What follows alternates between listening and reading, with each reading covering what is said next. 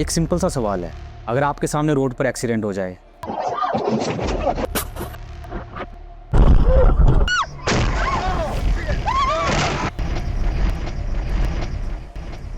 और वो आदमी जमीन पर लेटा हो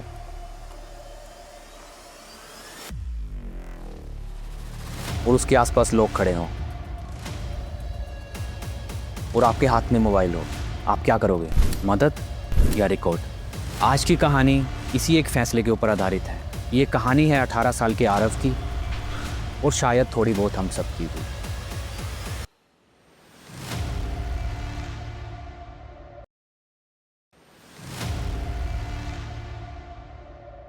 आरव को पहले वायरल होने का ऑब्सेशन नहीं था, वो तो बस कंटेंट बना रहा था। मिमिक्री, थोड़ा मोटिवेशन, थोड़ा फेक कॉन्फिडेंस। व्यूज आते थे पर रुकते नहीं थे। उसे लगता था शायद प्रॉब्लम उसमें है, शायद वो इंटरेस्टिंग नहीं है। फिर एक रात सब बदल गया। आरव के घर के पास एक जोर का क्रैश हुआ। आरव बालकनी पर गया और उसने देखा कि नीचे एक बाइक गिरी हुई थी और एक लड़का जमीन पर गिरा हुआ था। लोग उसके आसपास इकट्ठे हो रहे थे। किसी ने हाथ नहीं लगाया, सब लोग देख रहे थे। आरव के पास कुछ सेकंड्स थे, वो मदद करे या रिकॉर्ड। उसने फोन निकाला और रिकॉर्ड बटन दबाया। वो भीड़ के किनारे खड़ा हो गया। कैमरा जूम हुआ। वो लड़का सांस लेने की कोशिश कर रहा था। उसके हाथ हिल रहे थे, लेकिन उसके आसपास सिर्फ स्क्रीन्स थी। हर एंगल से उसका दर्द कैप्चर हो रहा था। आरव चुप रहा। थोड़ी ही देर में एम्बुलेंस आई और उस लड़के को हॉस्पिटल ले जाया गया। शाम होते होते आरव ने वो वीडियो अपने इंस्टाग्राम पे पोस्ट किया। सुबह आरव की वाइब्रेशन से आंख खुली। उसने अपने फ़ोन पे देखा कि बहुत सारी नोटिफिकेशंस आई हुई हैं। उसने देखा कि उसकी वीडियो पे 1 मिलियन व्यूज़ प्लस हो चुके हैं। थाउजेंड्स ऑफ न्यू फॉलोअर्स अब उसे फॉलो कर रहे हैं। ये एक सपने से कम नहीं था। जिस लड़के का एक्सीडेंट हुआ था उसका नाम शायद ही किसी को पता था, लेकिन आरव का हैंडल अब सबको याद हो चुका था। उस दिन के बाद सब धीरे धीरे शिफ्ट होने लगा।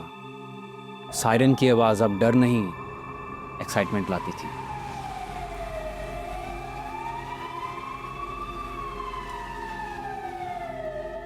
आरव ने सारा पुराना कंटेंट डिलीट कर दिया।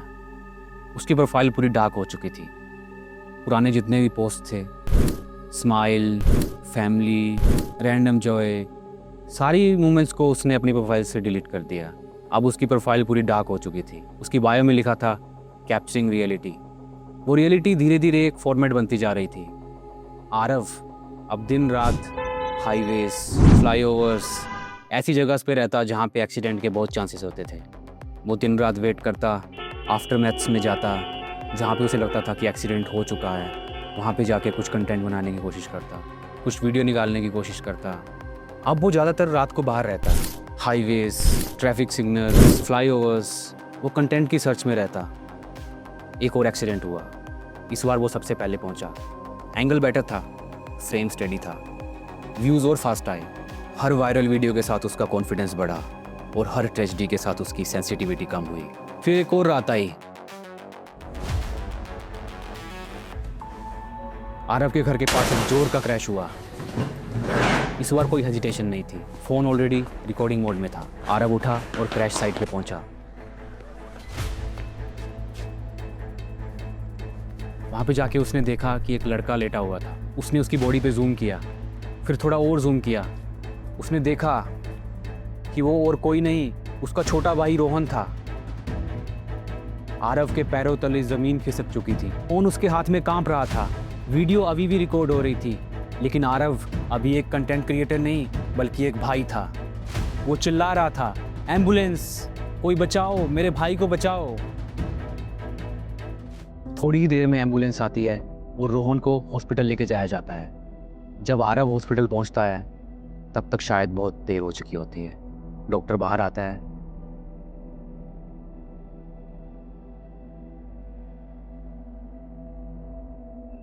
और बस इतना ही बोलता है कि अगर 10 मिनट पहले इसे ले आते तो शायद इसकी जान बच जाती। आरव चुप था। उसने धीरे से अपना फ़ोन निकाला जिसमें ऑलरेडी एक्सीडेंट की वीडियो चल रही थी और पीछे से आवाज़ आ रही थी, भाई रिकॉर्ड कर, वायरल जाएगा, रिकॉर्ड कर भाई।